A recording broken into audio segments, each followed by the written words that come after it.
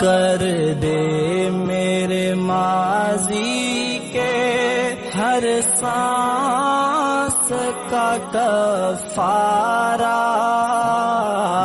الحمدللہ وکفا والسلام علی عبادہ الذین اصطفیٰ، اما بعد، اعوذ باللہ من الشیطان الرجیم، بسم اللہ الرحمن الرحیم۔ یا ایہا الذین آمنوا کتب علیکم الصیام کما کتب علی الذین من قبلکم لعلکم تتقون۔ صدق اللہ العظیم۔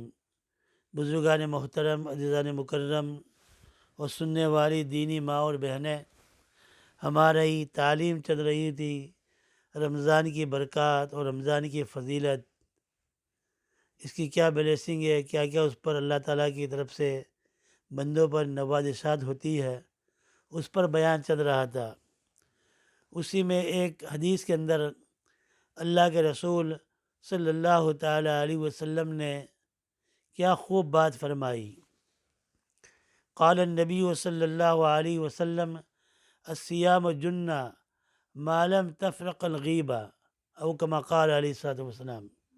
اللہ کے رسول صلی اللہ تعالیٰ علیہ وسلم نے فرمایا کہ اللہ تعالیٰ نے یہ رمضان کا جو روزہ ہمیں رکھا، الصیام جنہ، روزہ ڈھال ہے، جب تک اس کو پھا نہ دیا جائے، اس کو ختم نہ کر دیا جائے۔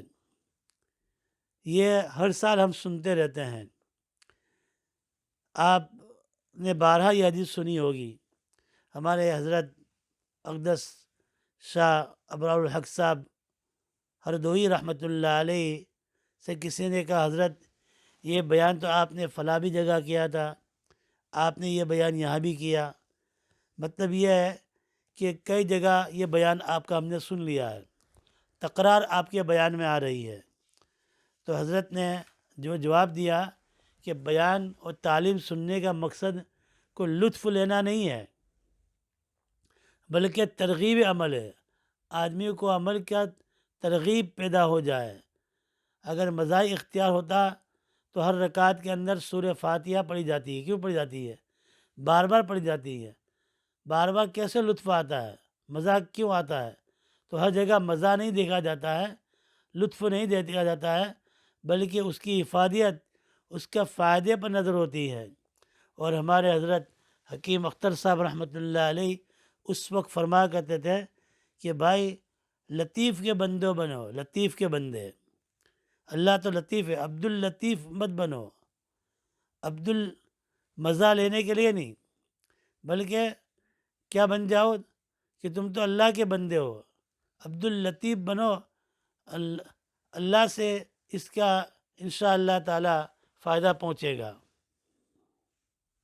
لطف کے بندے مت بنو اور لطیف کے بندے بن جاؤ۔ حضرت حکیم صاحب فرماتے ہیں کہ لطف کے بندے مت بنو بلکہ لطیف کے بندے بن جاؤ، عبد اللطیف بن جاؤ۔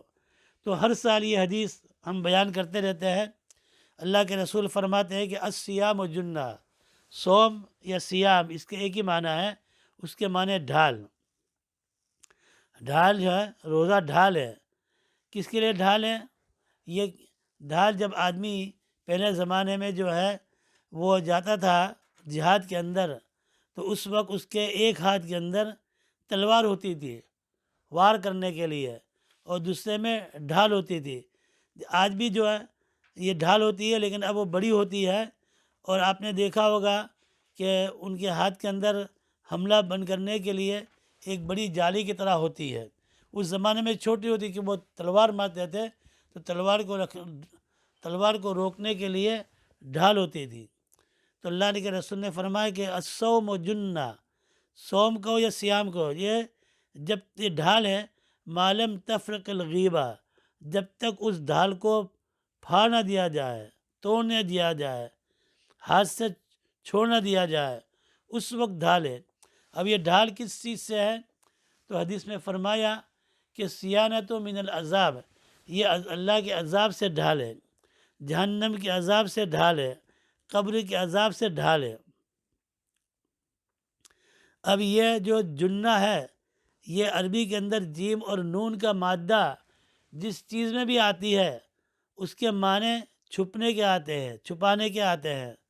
جیسا مثال کے اوپر جن، جن کو آپ نے دیکھا ہے نہیں دیکھا ہے، اس طرح کہتا ہے کہ جنون کے معنی پاگل، پاگل آدمی کو کہتے ہیں مجنون، کیونکہ اس کی بھی عقل پر پردہ آ گیا، بیچارے کو تمیز نہیں رہی اچھے برے کی، تو اس کو مجنون کہتے ہیں۔ اس طرح کہتے ہیں جم کہتے ہیں پہلو کو، کیونکہ یہ حصہ بھی نظر نہیں آتا ہے۔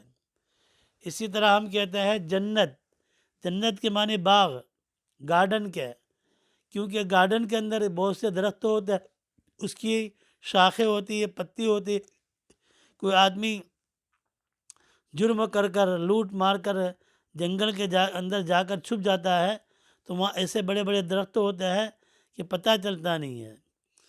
تو اس کے معنی اس لیے، اور جنت کو جنت بھی اس لیے کہتے ہیں کہ جنت اللہ کی نعمتوں سے ڈھکی ہوئی ہے، اتنی نعمتیں ہیں۔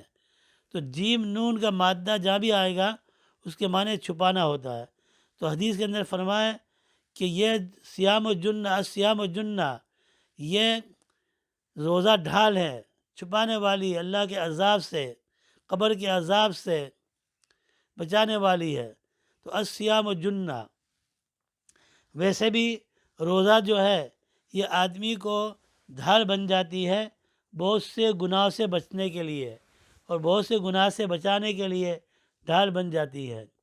اب اس کا مفہوم کیا ہے وہ انشاءاللہ تعالی میں آئندہ کل کی تعلیم میں اس کو پورا کروں گا۔ اللہ تعالی ہم سب کو عمل کی توفیق عطا فرمائے، آمین یا رب العالمین برحمتک یا ارحم الراحمین۔